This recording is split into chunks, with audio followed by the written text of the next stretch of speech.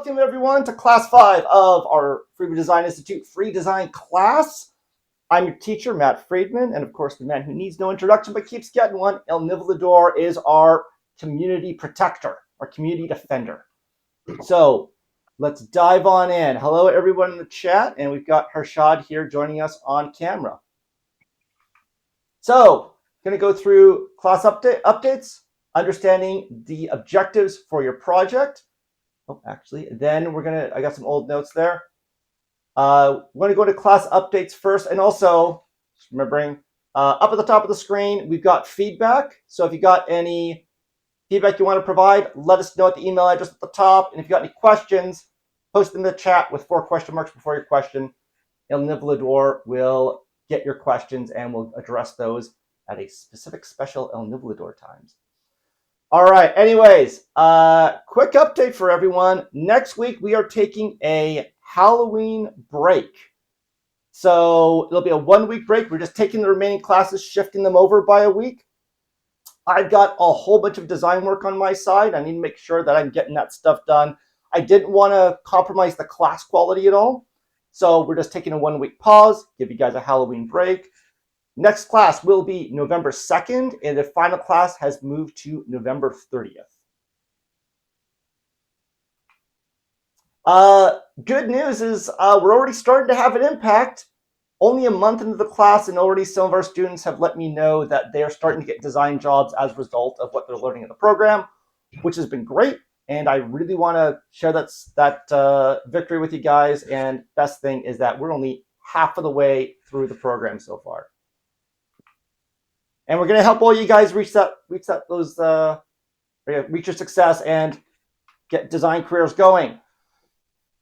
Building on that, we are pausing initiatives to focus on that success. We really want to build with that momentum that we've had. So we're going to pause FDI Design Labs. I'm really excited about that. I know a lot of people, like a lot of our people in our community, have our games they're working on, and I want to allow or build FDI Design Labs to really help you guys succeed as designers and iterate on your designs and get your indie games going and all that kind of good stuff. That will be happening. We are pausing it for right now.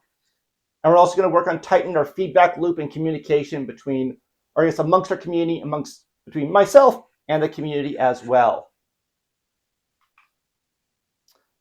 FDI Live is still happening November 9th. Updates will be coming out about that soon. I know I keep saying that, but a lot of planning to do on this side. I want to send out an update when we got good, solid, concrete stuff. Again, as soon as possible. So, as always, we're starting off with some good news. And since we've already got people getting jobs in the class, we could always just stop here. Like, I'll get some time back. You guys will get some time back. There's all sorts of exciting design stuff we're going to talk about, but like maybe we don't have to. Just saying, So if you guys want the rest of your, you're busy people, want the rest of your morning back, I'm just going to give you that time. Oh, you sure? All right.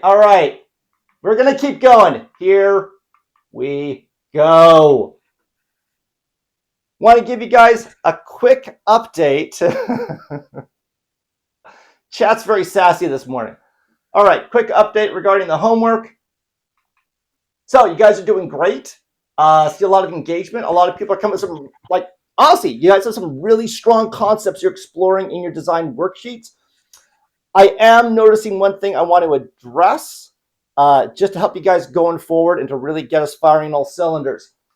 So I want us to focus up our designs a little bit. So this was early on, we had you guys set your emotional and philosophical goals. And I want us to revisit part of that as part of our larger discussion of project objectives as well and project goals. Because all that stuff's going to tie together really well. And once we really nail that, you'll notice your designs start to come together a lot more rapidly, in ways that are a lot more innovative. And the overall quality and efficiency just kind of goes up. So, going into project goals. What are you actually doing? Part of a goal, let's figure out what we actually want to be doing here. So, as I say in many meetings, have you tried having a plan? Uh, you would be astonished at the number of large companies and small companies that just kick off their project with like, we're just going to make a thing. You know what? Well, they did the Smash Brothers game was really popular. We're just going to do that, but like slightly different. It'll be Smash Brothers with character X or feature Y or engine Z. Or, the entire thing is we're just going to make something that's cool and fun. It's like I certainly hope your game will be cool and fun, but please tell me you have more of an idea of what you're trying to accomplish than cool and fun. So this is probably the biggest failure point in the industry right now. I've been on so many projects that have not had a clear plan, and I've seen them go and revisit their plan, get it sorted, and actually that really set the projects for success.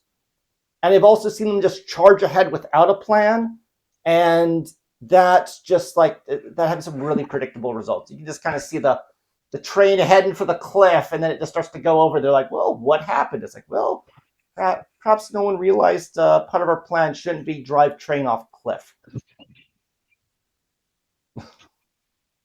All right. So this is the most important thing for any project. Really, if you're starting a it's a cliche saying, if you don't have a plan, you plan to fail. If you fail to plan, you plan to fail. It's true, but there are some specific approaches to planning I want to get into, and that's what we want to go over in this. That's what we're going over in this class.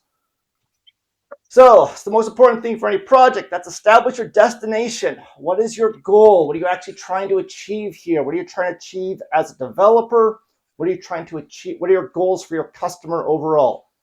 But also to understand these destinations in a way that is high level, but still specific. Those two things. There we go. So what is your goal when you're working on anything? What are you really after? Like I said, it can't just be cool and fun. That can be fucking anything. Are you after a thrilling sense of adventure?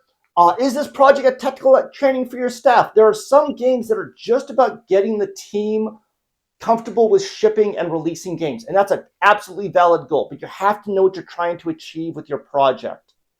You're going with something relaxing but meditative with a hint of darkness. Good. I've got an idea on what we're trying to achieve now. It is high level, a lot of flexibility. It is also specific. I've got an idea of what this game is going to be about and why it's different from that game. We're doing a Smash Brothers clone. If it's just a Smash Brothers clone with another IP, that is too low level a solution. While it might be specific, your game's just going to lack identity top to bottom. Smash Brothers wasn't, we're going to do Street Fighter. It was, let's do a fighting game. It's like a big party. It's accessible. It's just madness and chaos. And, they kind of built on those goals because they had specific high-level goals they were going after. All right. Oh, actually, I want to tie into this as well. So one of the things I want to, regarding for this program, what would you say your guys' high-level goals are? Let me know in the chat.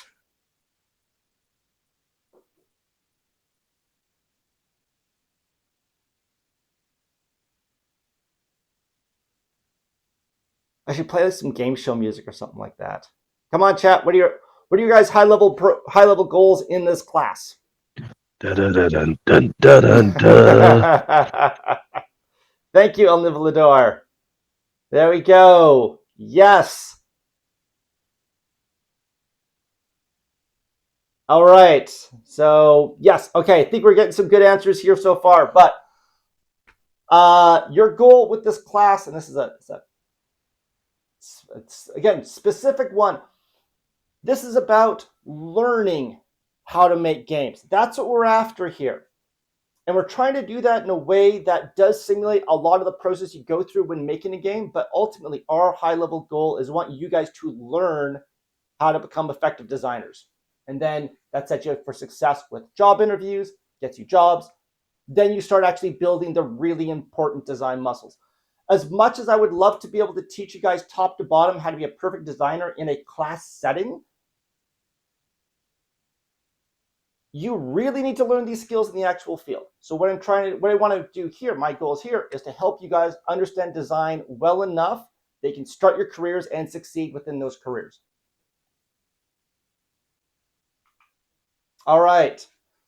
So carrying on. So why do we look at things at a high level? What is high level? I'm being very cheeky here with an image of the Sistine Chapel ceiling. So think of high level as being an abstract goal. So instead of saying this is specifically what I want to do, I want to make myself a Smash Brothers clone with 55 characters and 18 stages. It's like, okay, what's the high level goal you're trying to achieve with this overall project? Well, it's important. That will help you to establish a hierarchy. I can understand how important a feature is to how much it does to advance us towards our high level goal. It also allows you to scope. It allows you to pivot. Features don't come online. Market changes. Teams change. Technology change. Because your goal is a high level one and a specific high level one, you'll know how to pivot. You'll know how to adjust your scope to accommodate that. That's why it's so important. It helps you to be agile. And this also identifies the true value of what you have. So again, that just helps you with overall knowing how to scope, what to focus on, and how to pivot. If I've got a high level goal, I can look at two features and understand relative how important they are to the project because I understand what we're going after overall. All right. So next thing is it has to be high level and it also has to be specific. So specificity helps you to focus your high level goals, because if it is just like, hey, I want this to be cool or I want this to be fun, that could be anything. What makes it your game? It is also a filter that separates your game versus other games. So like, in writing, think of like, am I using the word anger or wrath? Am I using the word cried or wept? Those are very similar words. They can have very different expressions and very different meanings. So understand your specific high-level goals. So let's go through a couple of examples. Let's kind of break down a couple of games here. So, examples will be coming next. We're actually going to go into another example based on cooking here. So we're going to look at this through the lens of cooking. So I got a list of ingredients here on screen. We've got bacon. Yeah, Cooking Mama is the best. Instant ramen, sugar, coffee beans, lettuce, bread, beef bone, durian, and eggs. I want you guys to think of a dish you can make with all those ingredients and let me know it in the chat. Yes, durian, the world's greatest fruit. Fight me on this, except for El Nivlador, because I would lose that fight. All right. Think of a dish you can make with these. Put it in the chat. Oh, man, we're getting some intense durian love and hate in the chat there.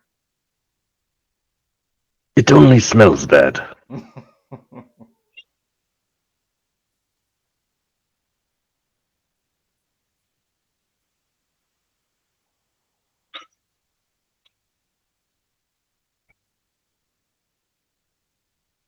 All right. Cool. And also, if you're following along at home, just have something in mind. So we've all got our dishes, but you know what? Suddenly, shoot, we don't have access to these ingredients. Can you still make your dish? You probably can't. No, someone put French toast. You ain't got eggs, man. You ain't got bread. You can't make French toast. Okay, some people can, but go along with our example here. Generally, if you set your goal as too low level, if it's too low level, you can't pivot. But let's look at this another way. I want you guys to think of making a light breakfast. Can you guys make a light breakfast using these ingredients? That's, a general goal still. We are trying to make a meal. We want not just breakfast, but a light breakfast. Something someone could eat, go for a jog afterwards, or do some exercise, or just not feel really, loaded down and bloated and all that kind of stuff. All right, so guys, people are talking about making light breakfast there. Okay. took away a bunch of ingredients. Can you still make a light breakfast? You still can make a light breakfast. If we change those ingredients, there's still a way to make a light breakfast with this. You could make like a light carb-friendly breakfast. You could make a light breakfast that reminds people of a summer morning. You know, all of these, I mean, do you have to use, actually someone asked a good question, do you have to use all the ingredients? You don't have to. These are just the ingredients that are available to you. So all of these, because you have set a high-level goal for that is specific, you're able to pivot even if your ingredients change. This is really important even in development because technology doesn't work. You've got staff churn, market changes. If I have to find my goals too specifically, then it's really hard for me to make those pivots and make those corrections.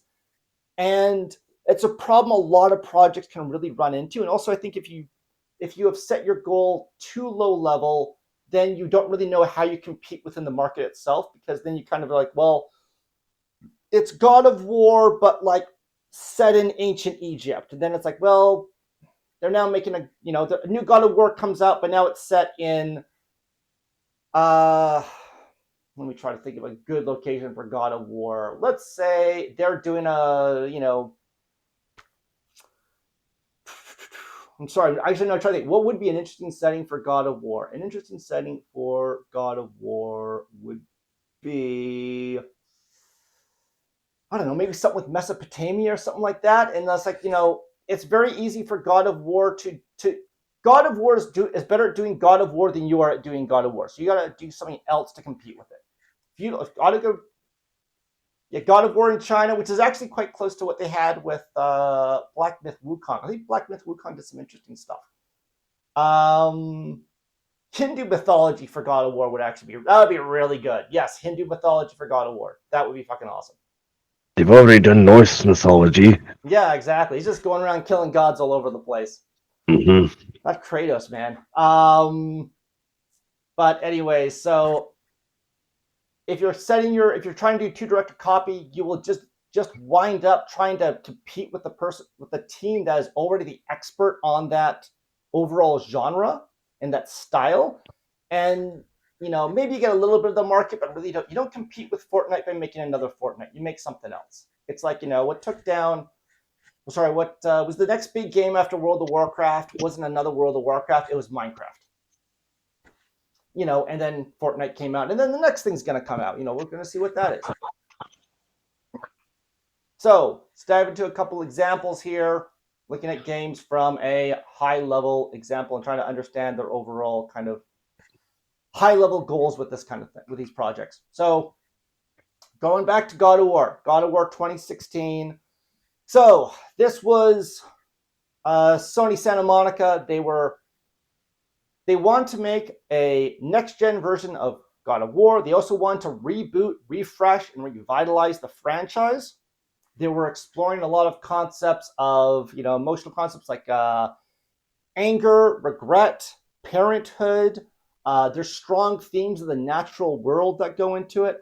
A lot of anger and rage, but also about the long-term costs of that anger and rage. And because they understood these goals, they were able to have a really, really strong overall project that they were able to create going forward. Another example, looking at Animal Crossing. Animal Crossing, absolutely not recent, or Animal Crossing New Horizons. Not,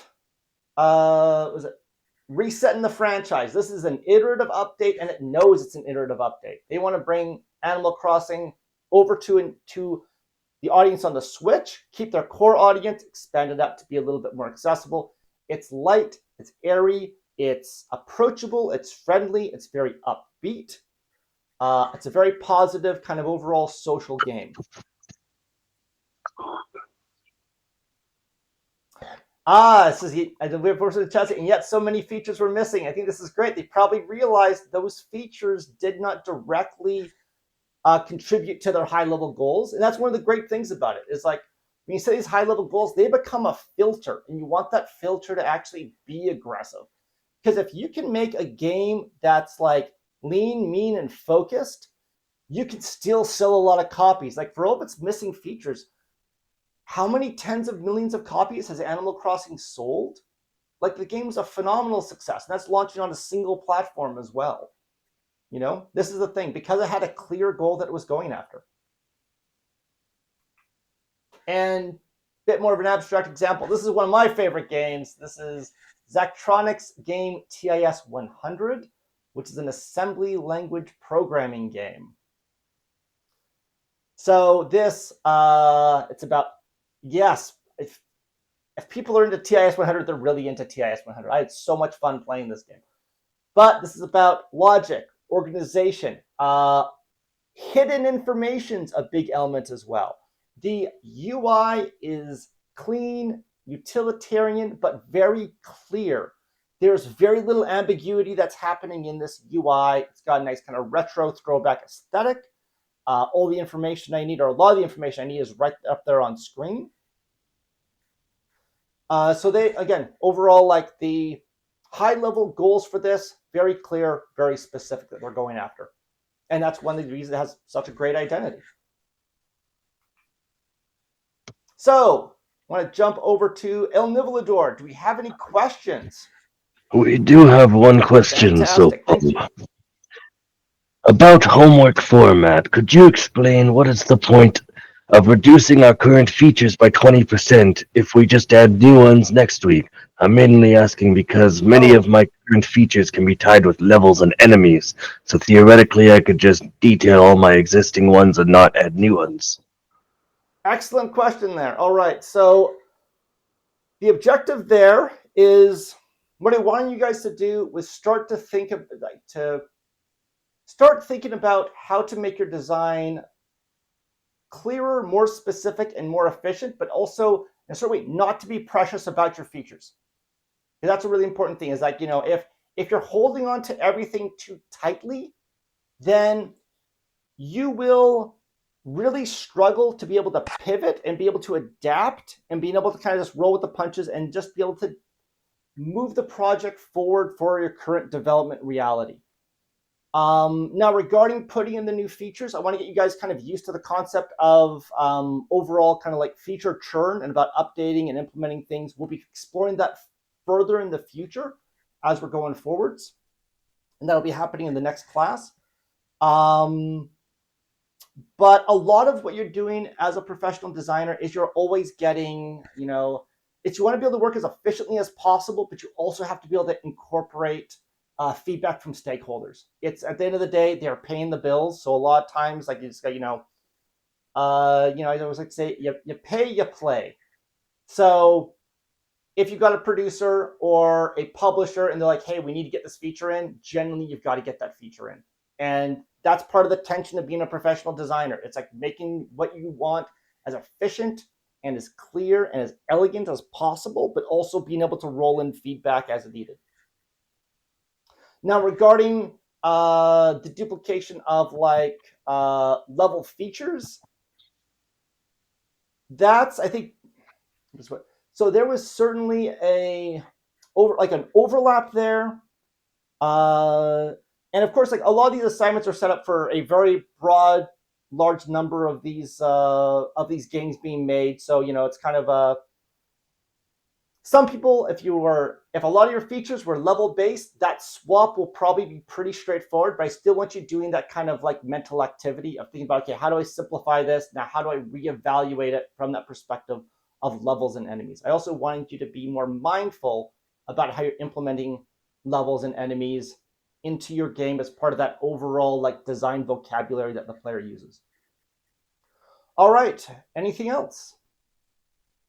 No other questions so far, unless Chet, do you have anything? Speaking of publisher, what are, in your opinion, the pros and cons between having a publisher and going full indie? Oh, excellent question there. So, publishers are not a monolith. So I think it's about getting the right publisher. So getting a publisher can help a lot with developing financing, tasks like localization, marketing, porting, all those things are really useful. Sometimes you can get a publisher that is, like I've seen some publishers that are approaching this with the perspective of like, you guys do all the work and then we will provide some ancillary benefits for 50% of your profits. Like agreements that just, or propositions that just make no sense, deals that make no sense. So a publisher can really help to be a force multiplier and to really shore up some of the areas that you might struggle with as an indie. Like as an indie, you probably don't have a marketing arm. You don't have a translation arm. You don't know how to do console ports. So you can just focus on making your game. Publisher comes in, helps you generally kind of like improve the overall level of polish, make it a more refined experience. It helps you to get that additional reach out there. So it's like if you're an indie and you've already got like identified your specific audience through regular community outreach and you've got like a small kind of, this is just a game about trying to release a game, I'd say you could probably forego a publisher. But if you're trying to really establish yourself as a business, I would strongly recommend partnering with a publisher, but partnering with the right publisher, not just anyone. All right, Harshad.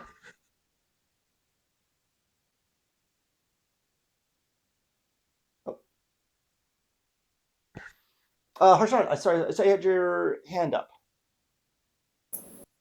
I typed it in chat because my camera's spazzing out. Oh, okay. So yeah. Sorry, I don't have access to our chat right now. Can you let me know the Okay. question So can you hear me though? Yes, Is my audio? Yeah. fine. Okay. So I was just wondering, like, how can you avoid overthinking concepts with high-level design? Like, is it possible to get caught in a loop where you're Oh, yeah, trying to absolutely. make it too detailed, and then would you get stuck, especially if there are too many creators or too many like cooks, basically? Yeah. You know, how do you like avoid getting caught in that loop? So So two things there. One, set a deadline.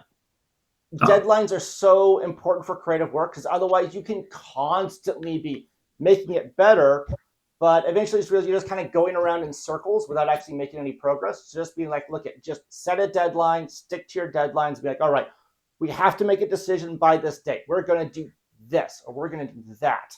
And again, this is one of the reasons you want to establish those high-level specific goals, is it'll really help you to make those decisions confidently and be able to pivot if you've made the wrong decision. And you're going to make the wrong decisions while you're working on stuff. It's just nature of the beast. No one's infallible. right. So, and sorry, what was the second part of your question? But if there are too many people, right? Like if there's a lot of creators in the mix, so establish a hierarchy. Yeah, okay, right. Like, yeah. So I oftentimes work as a director or a lead. So Right. I make a very concerted effort to pull in as much feedback from people as possible. But at the end of the day, I'm making the decision based on that feedback I've received, and I'm not doing it from the perspective of like, this is what I want. This is what's best for the project and what's best for the team. Right. Okay. So it's you cannot make a creative project based on democracy. People's egos will get involved, and everyone will start pulling it in what they feel is the best direction. You end up with a project that's trying to run in 10 different directions instead of just picking a direction. Right. Okay. Got it. Thanks. All right. Cool. All right. Yeah, we're doing pretty good for time. All right. Any other questions? Nope, not yet. And any We're last good. All minute? right. If anyone does have any questions, remember, just 4 question marks in the chat. All right. Pushing forward. So, want to dive into why do things work this way? Because I know a lot of people like, it makes mathematical sense if I've got like, if I got X input game into Y marketplace and then get Z output, if I take X input, put it into a larger market, or I make X bigger, I should get a better Z overall result. Not really how creative projects work, though. These are not mathematical things, and there's some important reasons for that. And this is also why these kind of high-level cognitive tools are so effective, is that a lot of how we think is in abstraction. So it is the reality that you experience is an abstraction of sensory inputs. It is sight, sound, touch, temperature, atmospheric pressure, all these things. Your brain cannot process all the information it's presented with, so it aggressively filters and abstracts reality based on those filters. So this is the reason why I mention this might seem itself a little abstract, and that is because this is really the gear that our brain likes to work in when thinking about complex problems, like large game development. So if you've got everyone thinking about abstract goals, they're able to cognitively engage with the problem much more effectively. This is something we've been leaning into on some recent projects, and I've been really astounded at how effective this has been. Like, we were in a meeting going over the UI design for a game we're working on, and we're all talking about, like, okay, where will things be? How will this look? And I was just thinking, I need to rally people on the abstraction of what this is supposed to be. What are our goals? And I found, in this game, you're playing as a music journalist, and the image I found a picture of like a reporter thoughtfully writing things down on a notepad. I'm like, I think this is our UI. I want this as like someone going through paper and like thinking about a problem that they're being presented with and jotting down mental notes. I show that to the team and they're like, oh, okay, yes, now I get it. We're going to do this and then this will happen. And everyone just started coming up with these great ideas because they understood because we had established the goals in abstraction.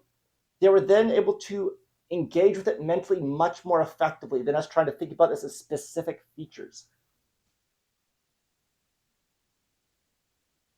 Okay. All right. Sorry, just a quick scan of what's going on in the chat here. So, all right. Okay. So, thinking about things high level is a form of abstraction. And as I said, specific abstract goals is how your brain likes to pursue problems. All right, so that's one of the reasons why abstraction is so important, is because high-level abstraction is how you naturally think about and process the world. It's how you're taking a lot of complex information already, so if you can establish that as a goal for your game, you'll find it's much easier to just engage with the overall concept.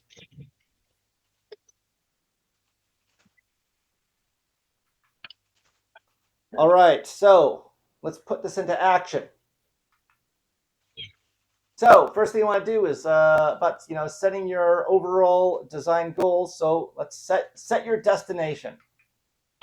So set a high-level goal, and then you want to give it structure to work within. So like you want to have your goals, and then also provide just enough pressure and structure that something can grow out of those goals overall.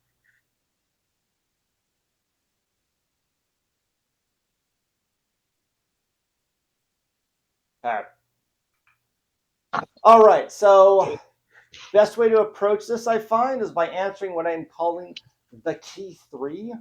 There we go, 3. So those key 3 things are: what's the central emotion of your game or emotions of your game? What's the philosophy of your game? What are the ideas you want your game exploring? And what is the tension of your game? What are the elements that work in, conflict or tension with the player? Just a second here. Just notice we have a small. There we go. The screen got misaligned. Hello, everyone. All right. So I found when working on a project, once you've answered these three questions, a lot of the design work becomes a lot easier and a lot more clear. So we're going to dive into these.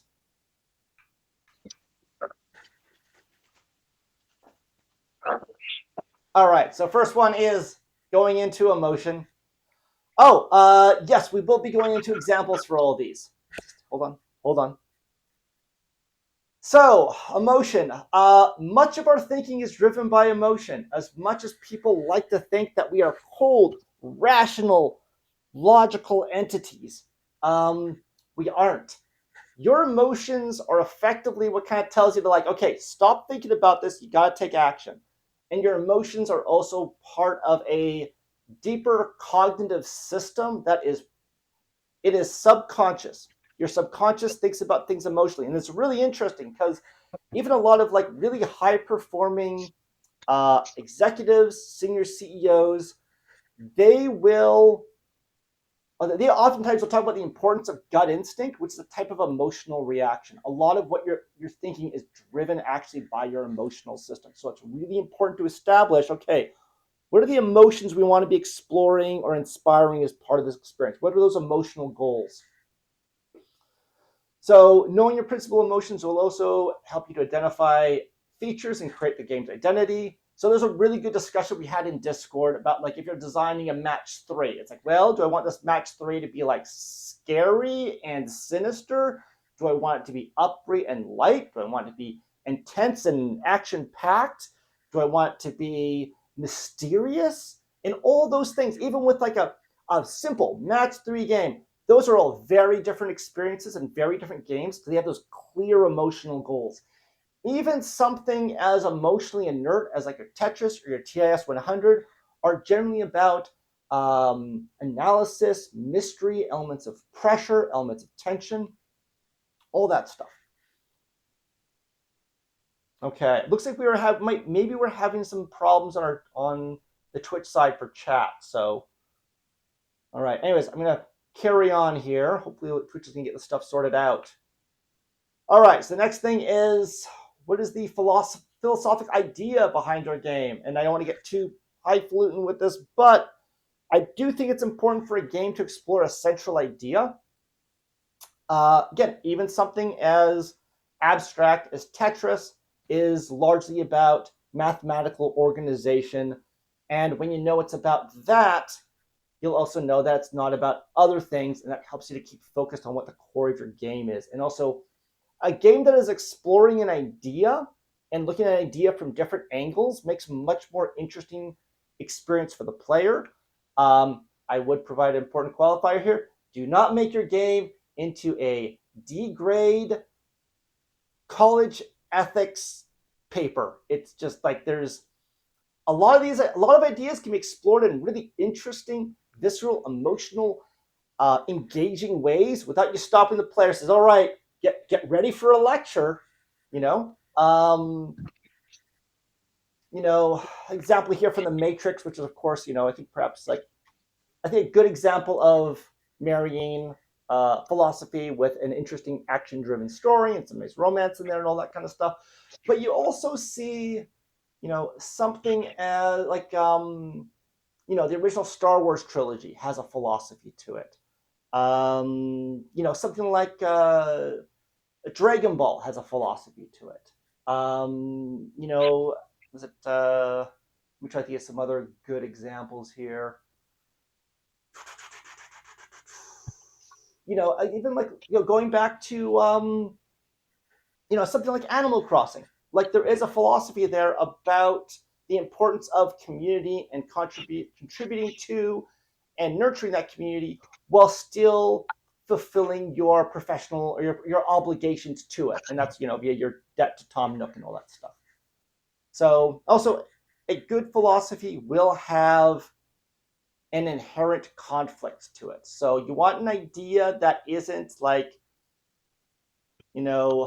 I've seen some games that are trying to have thoughtful concepts in them, and they're like, "Don't be mean." It's like, okay, I got you. There's not a lot going on there, but okay, understood. It's bad. It's bad to hurt people. I got you. Try to have a philosophy that's exploring ideas with a bit more depth than that. All right, and then last one is tension. So what is the inherent element that fundamentally frustrates the player's goals? Kratos can't just go ahead and complete his objective. He's got monsters in front of him. But there's also elements. He also has a son, which he hasn't really connected with, and they're building a relationship. There's tension in that relationship. There's tension Kratos has in his relationship with himself and, his deceased wife. and all those things. All those elements of tension help to create a nice sense of excitement and interest for the player. Tetris works because you're working against a box and the puzzle pieces are continually filling up, and your overall like space resources get smaller and smaller as you continue play. That tension makes it interesting. So tension provides challenge and interesting goals. Animal Crossing works because you got to pay back Tom Nook. Like without Tom Nook there, a lot of the experience doesn't really work. This is actually another great example was the weapon degradation system in the new Zelda games, Breath of the Wild and Tears of the Kingdom. I know it's a feature that a lot of people don't like, but by having that sense of tension within how you use your weapons creates a lot of other design features to kind of snap into focus and become really important. They did a version of the game where the weapons didn't break, and they found that the game just became a lot less interesting as a result. So having that tension, even though it might be frustrating, helps to create interest in your overall gameplay and the concept your game is exploring. All right, so let's dive into a few more examples, going with our same ones we had before, just looking at them again. Actually, good question in the chat. So I'm going to jump in right here. So where's the tension in Texas Hold'em poker? Oh, lots of tension there. I've got limited cards. I've got limited moves. I've got my financial resources. There's a sense of tension there. I've just, I'm very confident in my hand, and I'm going to overbet. But dang it, I think the person across the table might actually have a stronger hand than I do. There's tension there, All right, so God of War, emotion, pretty clear. You got rage, wrath, anger, all that kind of stuff, aggression. But like we also have that relationship between Kratos and his son, Atreus, I think it is. And like within that, there's concepts of love and regret and wanting to nurture something. Atreus has like a rebellious element to him that gets explored more as the game progresses forwards. There's a lot of really strong kind of emotional goals in the game. As a player, I'm probably wanting to go with, if I was to summarize those emotional goals and say we probably want to have exhilaration, aggression, but also with a little bit of melancholy and regret in there, hope for change in the future, The overall philosophy of this one, I think there's also, again, philosophy regarding regrets over the past, parenthood. How do you pass on a lineage when you do not like that lineage yourself? If you're not happy with who you are, how do you pass that on to past generations? And there's some interesting ideas that get explored there. And then for tension, of course, we've got like the monsters and the enemies providing tension against the player. But again, we also have that tension of like Kratos. How much does Kratos indulge in who he is to vanquish the enemies in front of him if it is creating problems with his relationship with his son Atreus? And there's really interesting dialogues that happen exploring those concepts throughout the game. Again, Animal Crossing, emotion, it is positive and upbeat. It's entrepreneurial, not really an emotion, but it's friendly. It's very positive. For overall, the philosophy is about building community while working within constrained resources, engaging with people in that community. We all kind of make this community together as a group. It is a lot of what makes Animal Crossing New Horizons work is that encouragement to invite new people into your community, and you can't control who comes in, and everyone's community becomes its own little distinct thing with different town members. The overall tension there, mentioned it before, you got limited resources, but the big one is you've got Tom Nook who has loaned you money. You got to pay Tom Nook back. I'm pretty sure he takes your kidneys if you don't. I haven't confirmed that yet, but I wouldn't put it past him. All right, then TIS 100. So again, for our overall emotional goals, what we're looking at is this is a bit of a tough one because it is so kind of emotionally inert, but it does have elements of concentration, focus, logic, eureka moments. This is one of the reasons I love this game. Is this is probably the game I've had like the strongest emotional reaction to, of like going through a puzzle and being like, well, clearly this is broken because this puzzle's impossible. I put it down. Don't think it, don't play it for a week, and then all of a sudden one day I'll be like, oh my god, I know the solution now. I know how to do this. I can't wait to come back and like play it.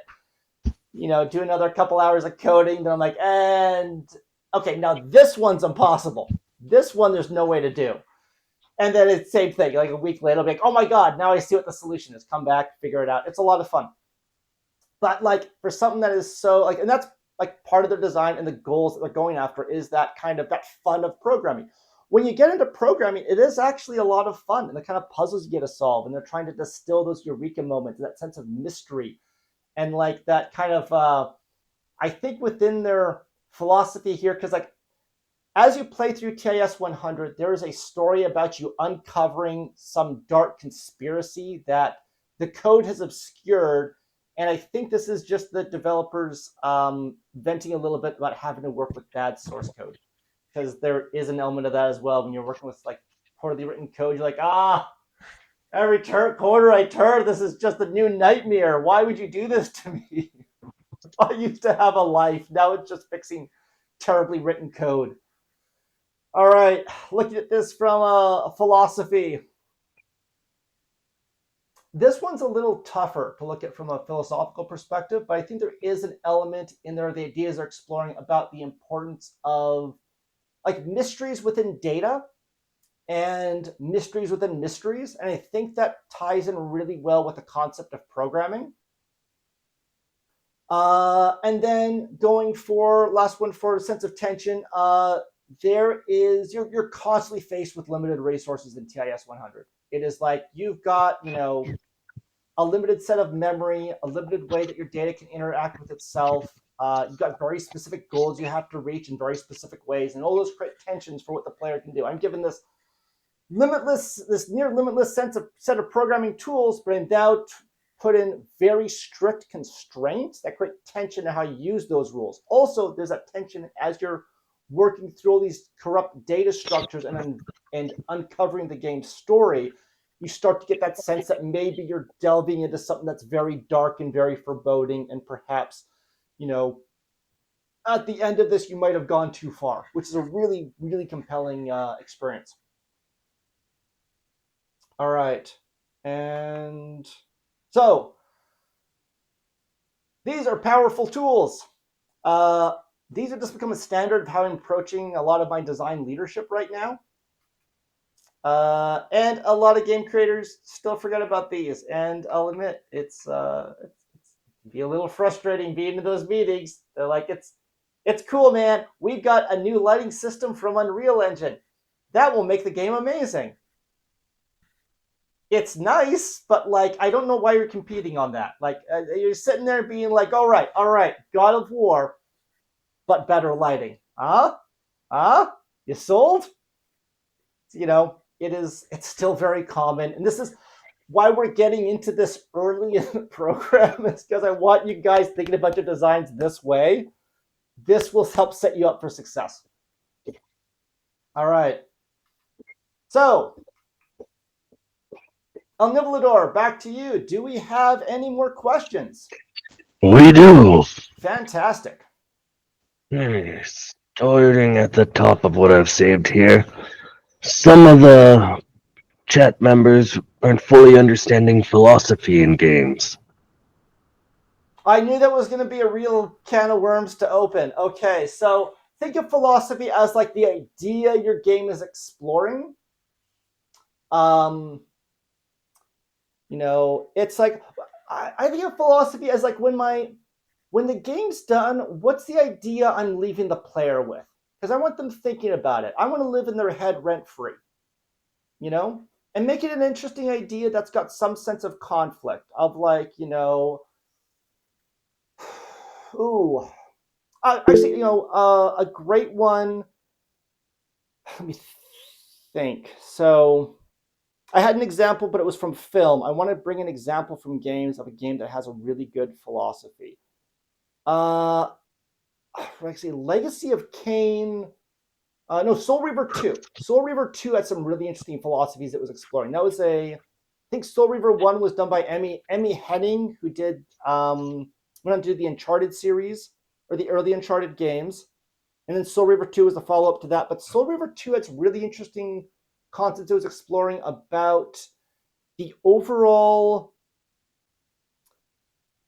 It was about versions of yourself experienced through time and across different dimensions, and also relationships that were not entirely clear with how they were actually functioning and what people's objectives were, which was really interesting because as a game, I talk to someone, I think I understand their objectives and what they want out of me. And I talk to them in the past, different objectives, but they're kind of the same objectives. So you're like, okay, wait a minute, I'm talking to the same person, two different versions and two different lenses on the same goals.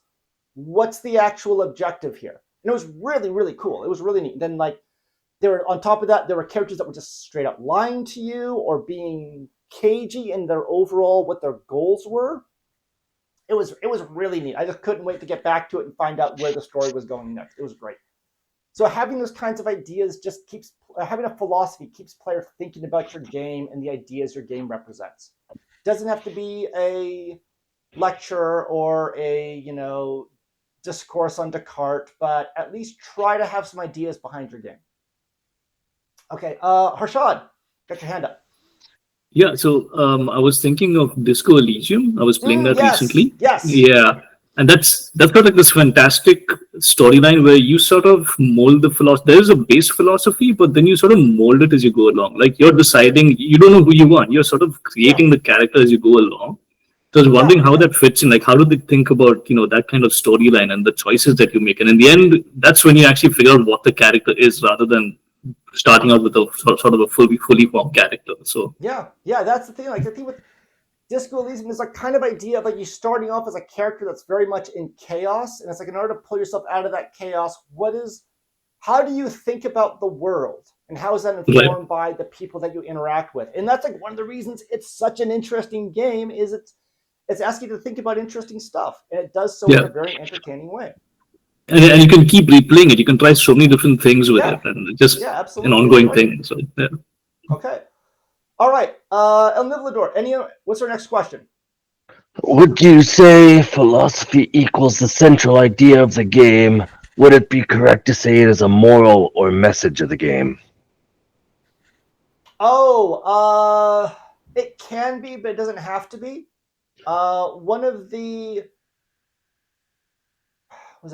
The example I was going to give earlier, the film example, was from Tarkovsky's film Solaris, which is a wonderful science fiction film. It's a real head scratcher, real thinker, but it's effectively about communicating with an alien life form that can only communicate with you via your memories. And then you start to realize that your memories are not reality, but also that it is your memories reflected to you by an alien life form that doesn't understand what these memories are. It's a really interesting concept. It's a really interesting philosophy, and it's really stuck with me. And it's a wonderful film, but I couldn't say it has an exact moral because it's very ambiguous at the end about, okay, so like, what was the ethical path in all this? And a lot of people are that's really unclear what exactly was the right and wrong thing to be doing in the situation were, because like everyone had a different perspective, and everyone was kind of right and everyone was kind of wrong, which made it interesting. I think if you have too clear a moral, you are reducing the audience's chance to really engage in the material and to think about it in an interesting way. 100%. Next question. Is good game design eye-catching and easily noticed by players? Or is it rather harder to notice, like in sound design, good sound effects, hard to notice than sound itself and blends easily in with the rest of the game? Oh, okay, yeah. So this is the thing: is design should be clear, but not calling attention to itself. I always like to say, good design doesn't win awards. It should be so subtle and so carefully thought, it almost melts into the background. Like this is, keep going back to Dieter Rams, but this guy, he's really fucking good at this. He said design should be sitting in the background until the user wants it. It is I do not notice the juicer or the coffee maker or the door handle until I'm like, man, I really want a juicer. There's the juicer I'm looking for, and it's super easy to use. And I've just made a glass of juice. Now I don't need it anymore, and the design just kind of goes into the background. It's like if I have a really effective user interface system, like inventory system, it shouldn't constantly be being like, oh, look at the inventory. It should be like, if you need your inventory, it is right over here, and you've interacted with it, you've done your stuff, now it has gone away, and we're out of your way. Let me think. So design has to be subtle, but if it's what someone's looking for, it has to present itself to them. And that's a very, very challenging balance. But I want you guys aware that that's the goal, and you won't be there right away. But if you got that as your North Star, you'll know how to orient your design and how to approach problems as a designer. You'll get to be a really kick-ass master level designer that much quicker. All right. Last question. Did that answer all the parts of that question? Because there was quite a bit there.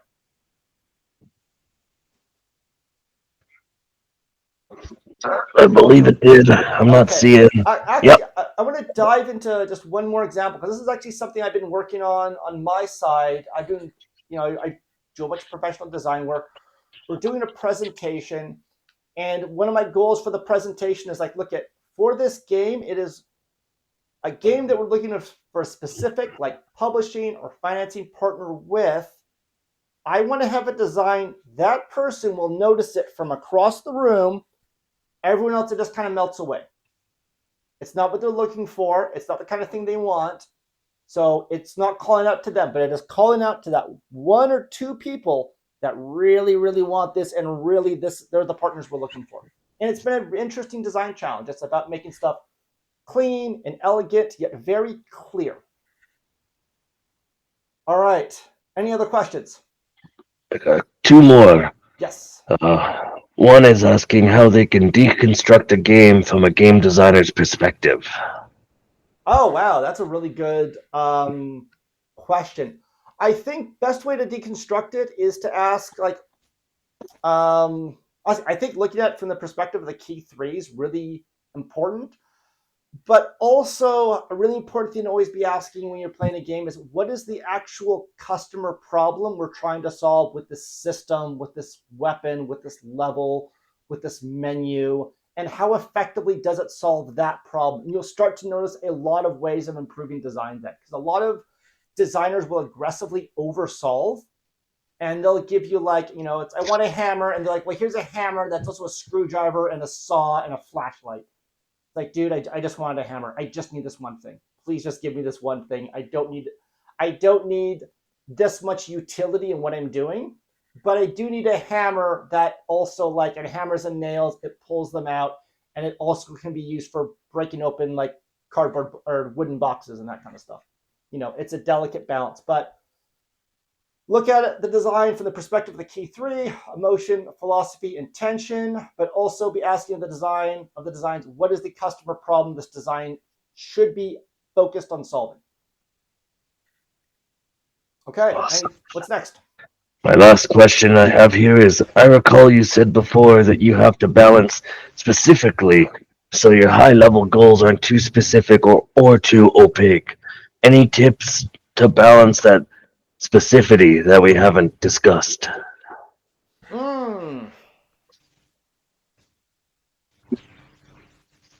Let me think. So I think with that's getting into the solving a problem high level versus low level. So if you're solving a problem at too low a level, then that's a level of a type of specificity that can actually be quite kind of destructive.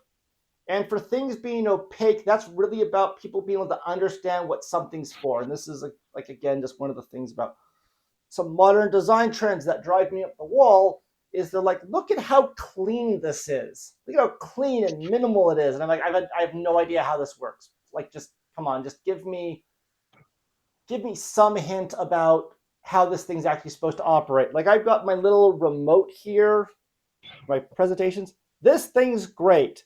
There's big buttons on the left and the right, which allow me to navigate through slides. There's a big button that does a laser pointer in the middle.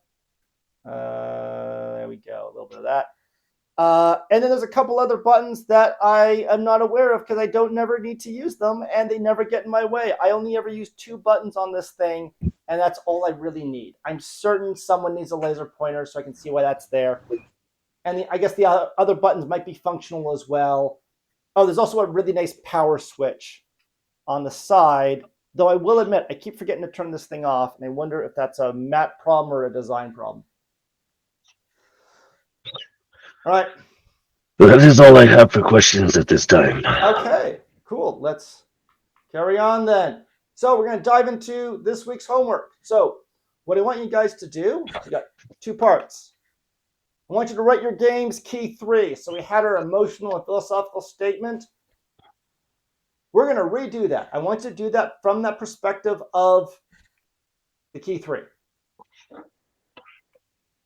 So your emotional goals, the philosophical statement of the game, the idea it's exploring, and what the sources of tension in your game are. So remember, make this high level and specific. So you want to be thinking about these as abstractions, but specific abstractions. Then I want you to go through, revise your existing features using the key 3 as a filter. So now that you've understood this, just go through your most recent column of features, look at them through the key 3 as a filter, and just update them. So like, okay, yeah, I can see how these are matching the key 3 objectives I've set. And then you're just going to create a new column for that. And then that's your homework. There is a update to the worksheet. The top line of the worksheet, we're reformatting that to accommodate the kind of the key 3 design approach. So you have to do some copying and pasting from a new worksheet into your old worksheet. There's instructions in the homework document. All right, there we go. Final questions. Let me know in the chat. Harshad, do you have any more questions? Maybe another example of what can be like low level versus high level from a game point of view. Yeah, of course. So this is kind of a tough one. So like, with you, best to explain low level versus high level. So let me just ponder this a little bit, because you've got tactics versus strategy. That's not quite it. So I like to think of low level as being like, it is, if I'm playing, actually, yeah, so here we go. If I'm playing chess, actually, yeah, we're doing tactics versus strategy. If I'm doing chess, my high level strategy is I want to capture the opponent's king. Right. And there's an overall goal I've set for my pieces on the board to help accommodate that. And that is an abstract high-level goal. It is, I will try to, I know my opponent is very confident and very aggressive. So I'm going to play a strategy, a high-level strategy that plays into that. Low level is what I'm doing with my specific pieces. Right. A lot of people think that you're winning the game based on that low-level strategy, and they'll highly focus on that because, like, that's kind of what the high-level strategy terminates in is on the low-level actions. But I always like to say that that's kind of like looking at a fast red car and assuming the car is fast because it's red. Right. So you don't want to solve for the low-level problem. You want to solve for that high-level strategy. And it's actually been a lot of fun. Like when I do play chess, like I realize I'm playing an opponent, not a board. Right. The more I understand my opponent, it's a terrible play. I can just piss them off so much. They're like, no, you're not following established rules. I'm like, yeah, I'm not, but I'm getting in your fucking head, aren't I? You're gonna make a mistake. Oh, there it is. Boom. You know. So it's more like small picture versus big picture yeah, small on that picture level as versus well. big So picture. Exactly. right, So okay, when you're designing a game, like there's a lot of technology and complex problems you have to solve in game development, and it can be really right, tempting to just hyper focus on that. right, Our game is competing on shader compilation or anti-aliasing or lighting right, systems. It's like, no, it's just no one actually thinks that way. Like I said, our brain naturally abstracts towards high level goals. So that's how you want to be right, approaching a lot of these complex problems. And if you right, start with that approach, you'll notice a lot of the low level stuff just clicks in. right, It's like when I was working with that UI problem in that game. When we hmm, started talking about, okay, what exactly is this? Do we do this? Do we do that? What's the layout? And hmm, we're making progress, but it wasn't really. I'm like, okay, we're getting stuck here, and that's when I'm like, look at here.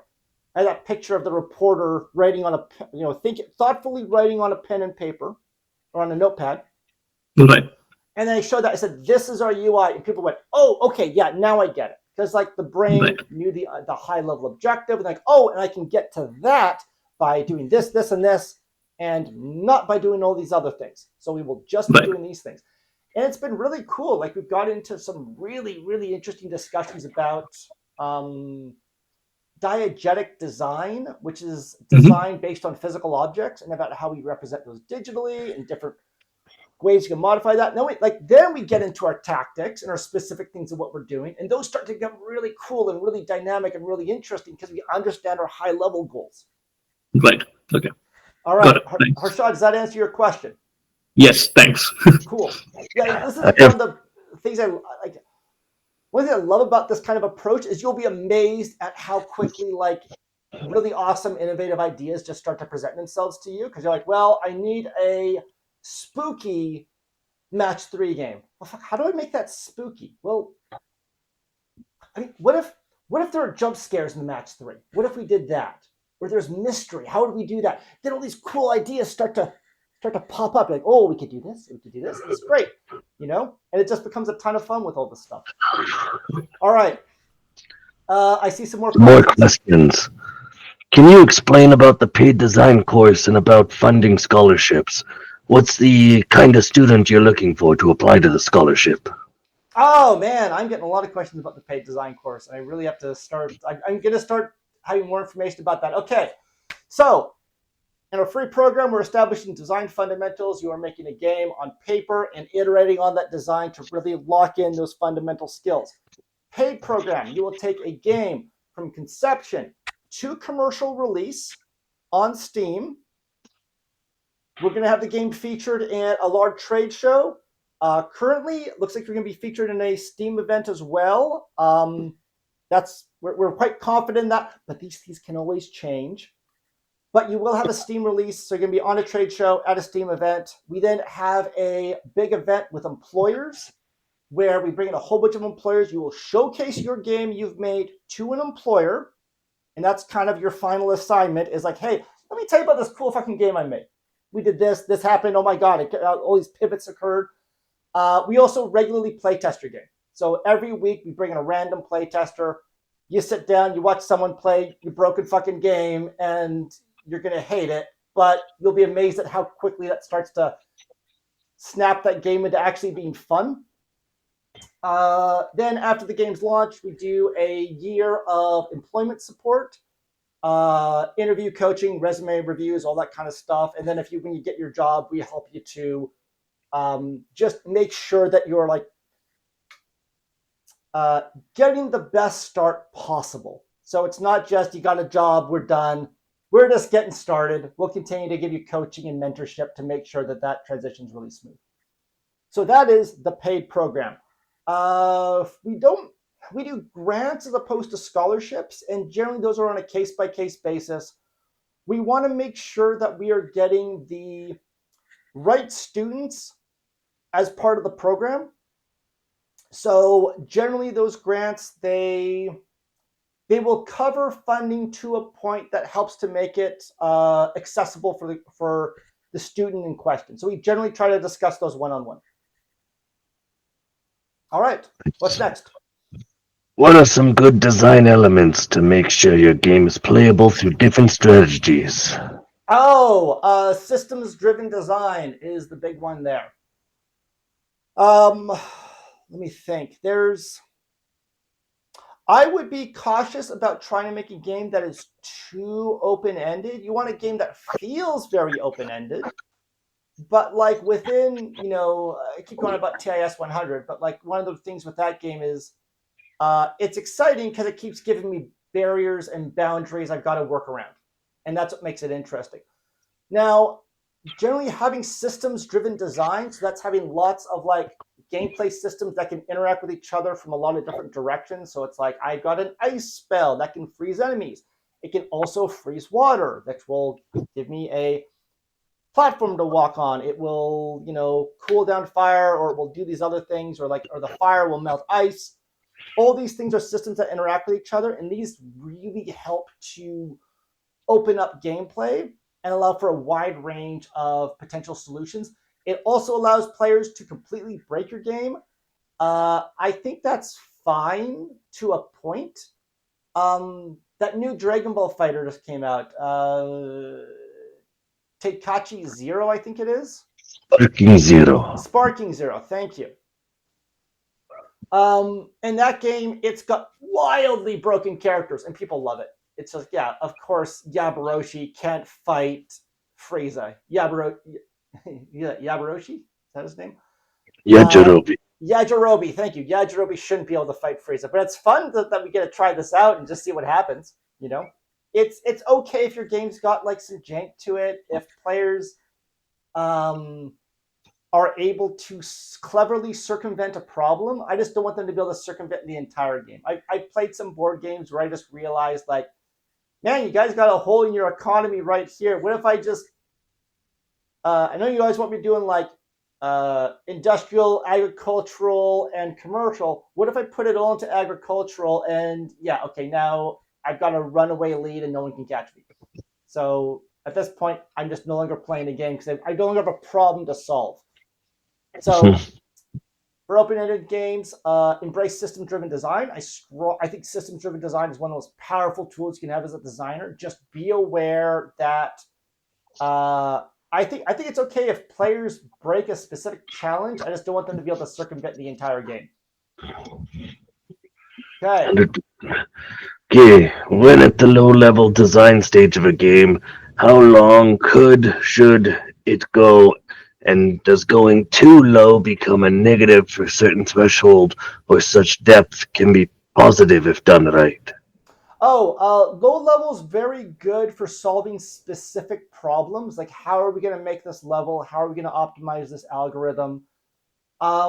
Generally, like, as you're working on a project, you will start high level, and then you'll just keep going lower level, lower level, lower level, lower level. Then as you get to shipping, you're down to very specific technical elements. That's when you're worrying about your anti-aliasing and your specific texture compression and all that kind of stuff. You don't want to start there, though. And that is largely determined by your timeline. I strongly believe in setting very strict timelines and respecting those timelines.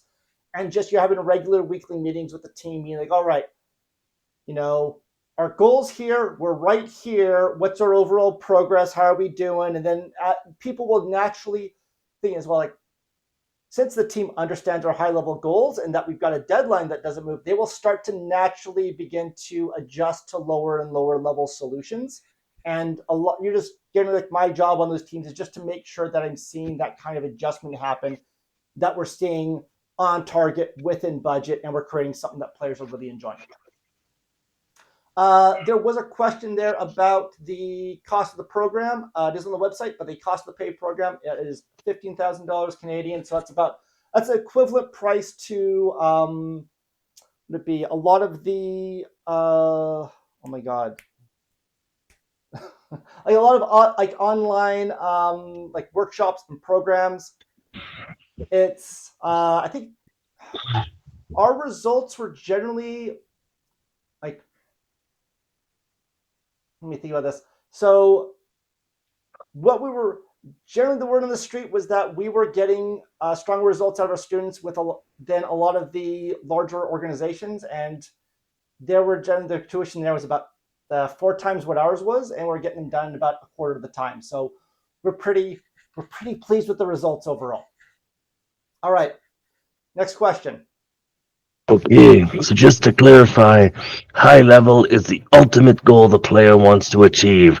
Like, I want to rescue the Princess Peach in the Mario games, but the low level are the smaller steps you take to achieve that. Is that correct? Yeah, I'd say, yeah, that's a good way of thinking. I'd say you probably want to adjust that high level a little bit. It's probably better thought of it. I want to restore peace to the Mushroom Kingdom. And I'm going to do that by rescuing the princess and defeating Bowser and et cetera, et cetera. But when you're thinking about that, you can also start to pull in some more interesting concepts as well. And I want to qualify, thinking about a lot of these high level v low level problems, a lot of like establishing an effective high level strategy can take a lot of time. And it's a very tough challenge overall. For sure.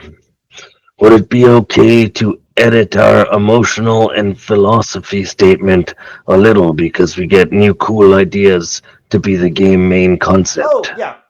Yeah, absolutely. You absolutely want to be pivoting and adjusting. You don't want to be wildly oscillating, but, remember, a lot of these times you're setting an objective without, like you're setting a goal and an objective without fully understanding what the future is going to have in store for you. And things change, markets change, the realities of development change. You always want to be adjusting that, but usually it's like, I don't want to start here, then have it go over here, then down here, then over there and around there. Usually it just kind of wobbles around a little bit, and I'm just kind of, just fitting it in. It gets a little more specific, and it's just a drift this direction. It's like, okay, our game's going to be a little bit more action-oriented than we thought. It's just we're not suddenly making our, deck builder a first-person shooter because I just played one that was cool. For sure. Last question I got here is, if we're not in the paid program, can we still share our game with the class to get feedback? Oh yeah, absolutely. Yeah, that's going to be part of the FDI Design Labs process. Okay, another question just came in. Unrelated question. Will we also discuss visibility strategies in the future, even when it's not directly a design issue? Like, theoretically, the best game ever is failing when nobody hears about it. Oh, okay, yeah, that's marketing. I would love to talk about marketing. That is actually what I'm pivoting over to right now in my career.